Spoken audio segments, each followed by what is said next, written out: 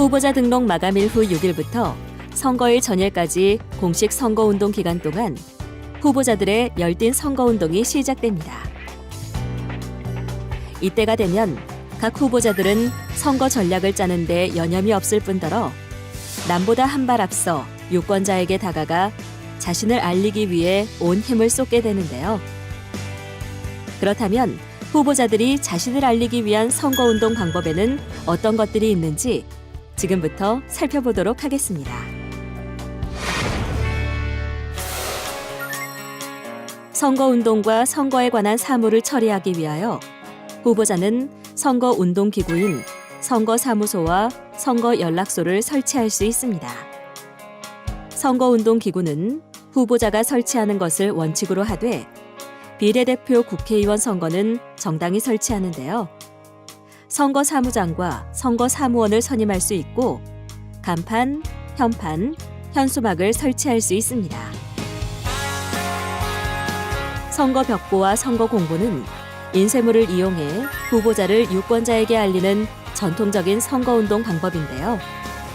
후보자의 사진, 성명, 기호, 소속 정당 등 자신을 홍보할 수 있는 내용을 게재할 수 있고 규격과 제작 수량이 제한되어 있으며 후보자가 작성하여 선거관리위원회로 제출하여야 합니다. 특히 이번 선거부터는 시각장애 선거인을 위한 점자형 선거공보의 작성 제출이 의무화되어 시각장애인에 대한 정보 제공을 강화하였습니다. 후보자는 사람들이 많이 다니는 시장이나 광장, 도로변 등에서 유권자들과 직접 마주하며 지지 호소 연설을 할 수 있습니다. 확성기를 사용해 홍보의 효율성을 높일 수도 있지만 선거 분위기의 과열 방지와 선거의 공정성을 기하고자 그 수와 사용 시간, 연설 장소 등에는 제한을 두고 있습니다. 또한 후보자는 소품을 활용해서 선거운동을 할 수 있고 명함을 배부할 수도 있고 전화 또는 문자 메시지를 이용하여 선거운동을 할 수도 있습니다. 그리고 읍면동마다 현수막을 설치해서 자신을 알릴 수도 있습니다. 대담 토론회를 통해 선거운동을 할 경우 광범위한 유권자들에게 지지를 호소하고 상대 후보자와의 차별성을 부각할 수 있습니다.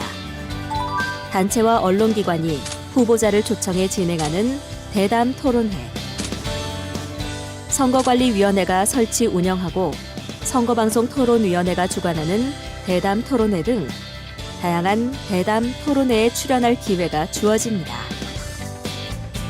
정보통신망을 이용한 선거운동 방법도 있는데요. 인터넷 홈페이지 또는 그 게시판이나 대화방 등에 선거운동 관련 내용을 게시하거나 전자우편 또는 문자메시지 전송 등이 가능한데요. 최근에는 SNS로 유권자와 소통하며 다량의 정보를 한꺼번에 알리는 선거운동도 확산되고 있습니다. 이 밖에도 인터넷 광고가 허용되고 경력방송 등 방송을 통해서도 선거운동이 허용되며 자동차와 선박을 이용하여 선거운동을 할 수도 있습니다. 하지만 선거운동을 할 때 주의할 점도 있는데요. 선거운동을 하면서 타 후보자를 비방하거나 허위 사실을 공표할 경우 처벌받을 수 있습니다. 특히 이번 선거부터는 선거운동을 위하여 정당 후보자와 그의 배우자 또는 직계 존비속이나 형제자매와 관련해 특정 지역, 지역인 또는 성별을 공연히 비하하거나 모욕하는 행위에 대한 처벌 규정이 신설되어 이를 어길 경우에는 1년 이하의 징역 또는 200만 원 이하의 벌금에 처해질 수 있습니다. 후보자들의 열띤 선거운동은 선거일 전일인 4월 12일 자정을 기해 끝이 납니다. 이후에는 일체의 선거운동을 할 수 없고 13일간의 선거운동 또한 막을 내리게 됩니다. 선거는 국민의 대표자를 뽑는 유권자의 권리입니다.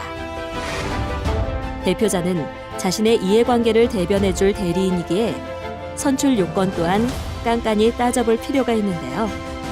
후보자에 대한 정확한 정보 파악으로 유능하고 양심적인 선량을 선출한다면 우리 사회 또한 좀 더 투명하고 행복한 사회로 나아갈 수 있지 않을까요?